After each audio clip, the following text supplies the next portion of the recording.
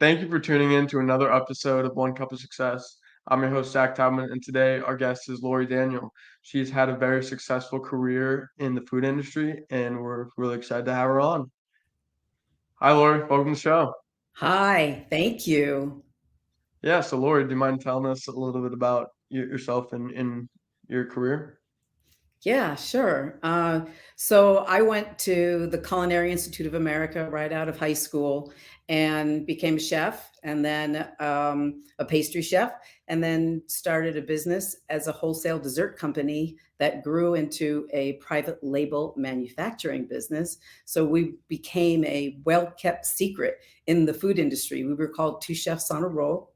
And I started the business when I was 25 and grew it to, with my partner, grew it to almost 50 million in sales, and Wow. had a big plant in Southern California, the size of 3 grocery stores, 350 employees. And we have had a second plant in Pennsylvania. And that plant was a pretty good size too, 20,000 square feet.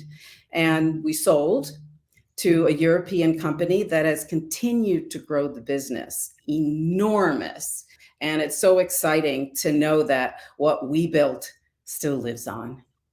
Yeah, and going to, I guess, right from the start of your career, as a woman in the food industry, there was obstacles that you had to face. Yes, well, it was really tough when I first started in the industry. It continues to be tough for women to get the positions that they really want. And for me, I was lucky because Elliot, who was my partner, the company was called Two Chefs on a Roll, and Elliot was the other chef on a roll. And I started the business. He supported us, and he jumped in 2.5 years later. So he was the one who had said we should start our own business. But if we hadn't done that, if I hadn't done that, I just don't know what it would have been like to become successful in the industry within the confines of a restaurant or a corporate environment. I'm not sure I would have been as successful. So I'm so happy that I founded my own company. And I find that a lot of women in the food industry do very, very well when they start their own companies.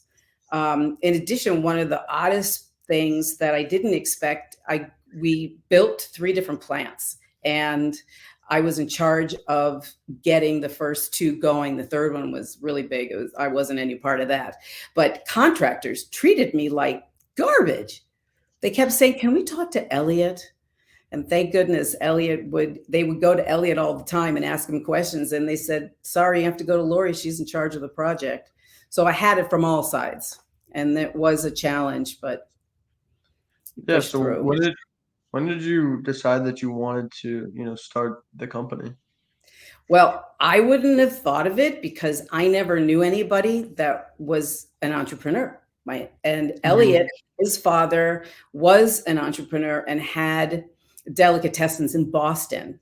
And the owners of the restaurant that we were working at said that they really thought that, because I had become the pastry chef and the pastries were taken off, I mean, had already taken off, and I'd been written up in the Los Angeles Times and a couple of food guides. And the owner said we should open a business. And then 2 years passed and nothing happened. And it wasn't happening. And Elliot came to me and he said, "You know what? We've saved up $20,000 of our own money. We need to start our own business." And I was like, "Well, I don't know how to do that. And I don't want to do what they wanted to do because they want to do a retail bakery and I don't want to do that." And he said, "Well, then think about what you want and we'll do that." So it was really his idea. And so from there, like, how did you continue to, build it from the ground up? It was really hard. The thing, I just couldn't get started. It was real. I was so petrified because I didn't know what to do first. And um, what I ended up doing, because I sat in the house because frozen, not knowing where to start. And then Elliot came home and he said, "How about if you just start with making a few cakes?" So, I mean, in that little house kitchen, which I wasn't, an apartment kitchen, um, what I decided to do was to call the restaurants that I admired the most and ask them if they'd be willing to give me their opinion Oh, on the wow. pastries. And everybody said yes. And it was that when I went to visit, I had 8 different appointments in one day, and everybody said, "I'll take 2 of those, 3 of those." I was like, "No, no, no, no, I'm just saying, if I did start a business, would you buy from me?" And everybody said, "Yes, get started." So then the next step was to find a place to work. And one of the places that I visited, they said, "We have a restaurant that's only open for lunch. You could move in at 2 in the afternoon. You have to be gone by 10 in the morning."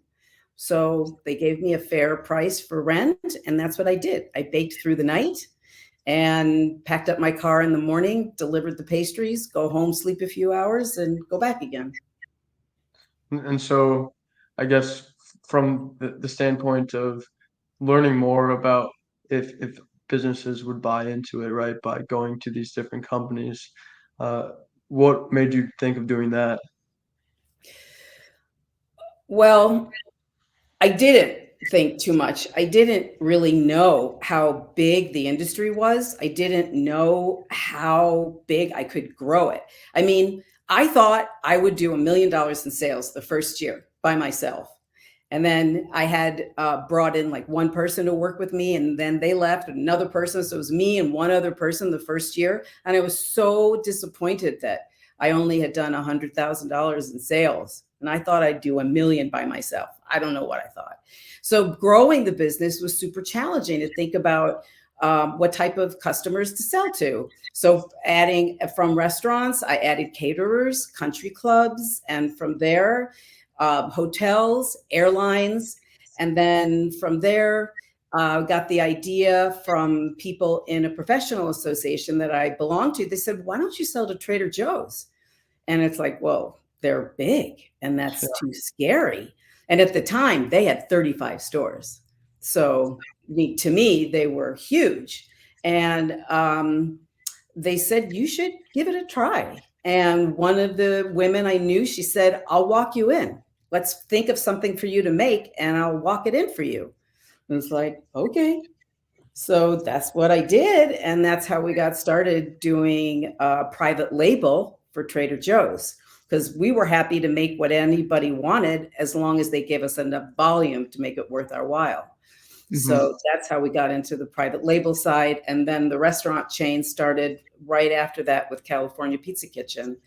And what we wanted to do Right? was, yeah, we wanted to sell more things to the same customers because they were great customers that we had. So it was just by happenstance in both of those customers that we got the opportunity to do something savory. And Elliot and I had cooked as much as we had baked. So started making pesto for Trader Joe's and started making sauces for California Pizza Kitchen.